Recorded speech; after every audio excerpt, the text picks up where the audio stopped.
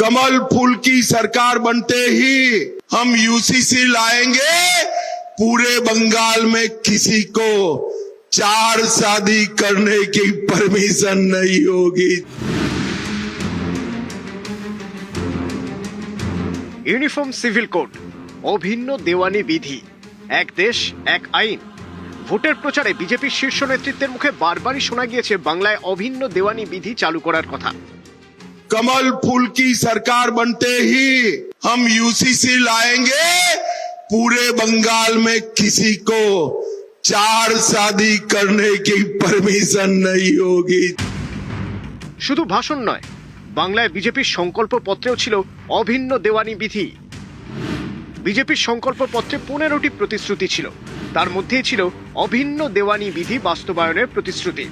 हम 6 माह के अंदर ही बंगाल के अंदर यूसीसी को लागू कर कर सभी नागरिकों के लिए एक ही कानून बंगाल में हो, वो सुनिश्चित करेंगे। 4 মে তৃণমূলকে দুর্মুষ করে বাংলায় ক্ষমতায় আসে বিজেপি। শ্যামাপ্রসাদের মাটিতে স্বপ্ন পূরণের পর এবার প্রতিশ্রুতি পূরণের পালা। এবার বাংলায় ইউনিফর্ম সিভিল কোড। সরকার ঠিক করবে কবে ইউসিসি চালু হবে। আমরা বলেছিলাম যে নারী সত্তা বিরোধী 3 তালাক বাতিল হওয়ার প্রয়োজন আছে, আমরা করে দেখি। আমরা বলেছিলাম 370 ধারার বাতিল চাই, আমরা করেছি। আমরা বলেছি ইউসিসি আমাদের ঘোষিত অবস্থান, তা আমাদের সরকার ক্ষমতায় এসেছে, করবে।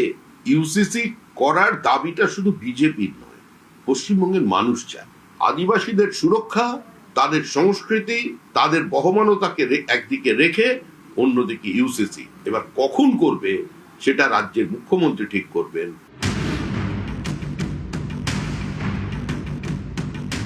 এক দেশ এক আইন। গত কয়েক বছরে বারবারই বিজেপি নেতাদের মুখে শোনা গিয়েছে অভিন্ন দেওয়ানি বিধি চালুর কথা। अब समय की मांग है कि देश में एक सेकुलर सिविल कोड हो।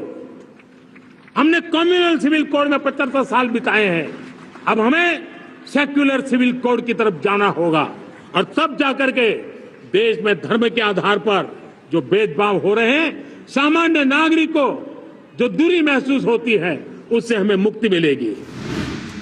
অভিন্ন দেওয়ানি বিধি বা ইউনিফর্ম সিভিল কোড চালু হলে ধর্ম জাতি নির্বিশেষে গোটা দেশে একটাই আইন থাকবে। এই আইন মেনেই হবে বিয়ে, ডিভোর্স এবং সম্পত্তির উত্তরাধিকার। 2024 সালের ফেব্রুয়ারিতে প্রথম রাজ্য হিসেবে এই আইন পাশ করে বিজেপি শাসিত উত্তরাখণ্ড। এই বছরের মার্চে অভিন্ন দেওয়ানি বিধি পাশ হয় গুজরাটে।